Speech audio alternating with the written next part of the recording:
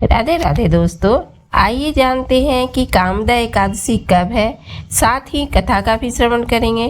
तो दोस्तों, हिंदू पंचांग के अनुसार कामदा एकादशी 8 अप्रैल 2025 दिन मंगलवार यानी आज है। कामदा एकादशी कोई कामदा एकादशी भी कहते हैं। कामदा एकादशी का मतलब है सभी मनोकामनाओं को पूर्ण करने वाला। इस दिन भगवान विष्णु की पूजा अर्चना करने के बाद कथा जरूर सुनना चाहिए। तो आइए दोस्तों, श्रवण करते हैं कामदा एकादशी व्रत कथा। इस कथा का संबंध पुंडरीक से है। धर्मराज युधिष्ठिर ने भगवान कृष्ण से प्रार्थना की कि हे महाराज, अब मेरी इच्छा चैत्र मास की शुक्ल पक्ष की एकादशी के नाम, महात्म्य, पूजा विधान आदि के बारे में विस्तार से जानने की है। तब भगवान कृष्ण ने कहा, हे राजन, यही प्रश्न एक बार दिलीप महाराज ने महर्षि वशिष्ठ जी से किया था, वही मैं आपको सुनाता हूँ। बहुत समय पहले की बात है। रत्नपुर नाम में नगर में अनेक ऐश्वर्यों से युक्त था।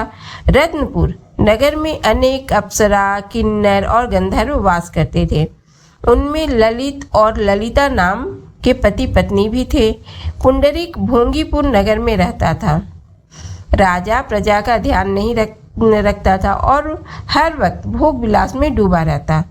ललित राजा के यहाँ संगीत सुनाता था।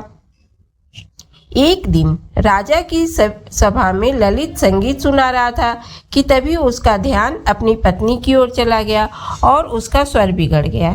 इसे देखकर राजा पुंडरीक का क्रोध 7वें आसमान पर पहुंच गया।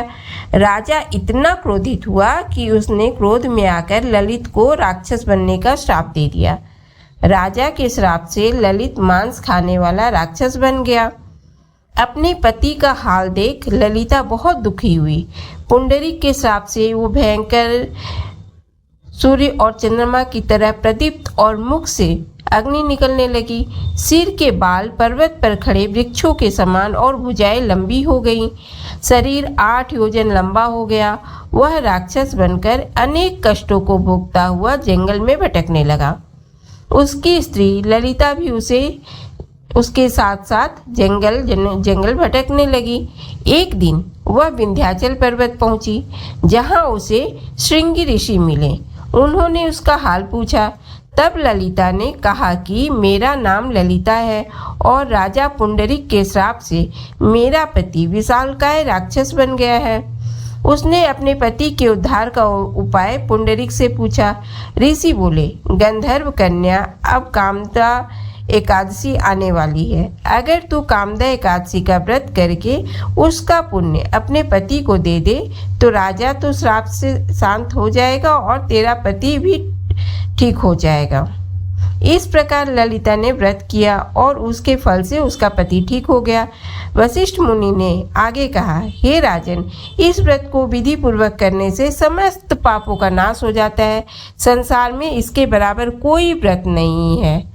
तो दोस्तों, वीडियो अगर पसंद आए तो लाइक, शेयर और सब्सक्राइब जरूर करें। धन्यवाद।